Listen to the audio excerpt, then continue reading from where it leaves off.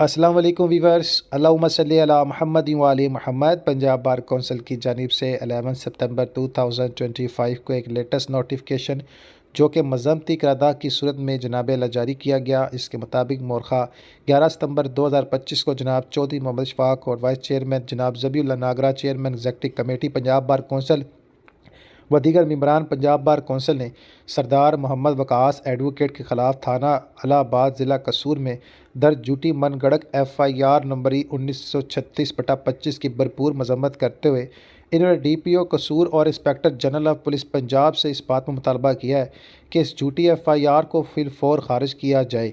Secretary Punjab bar council की जानिब से तस्दीक शुदा नोटिफिकेशन। अल्लाह ताला वकला बरदरी को अपने हिफ्ज़ मान में रखे।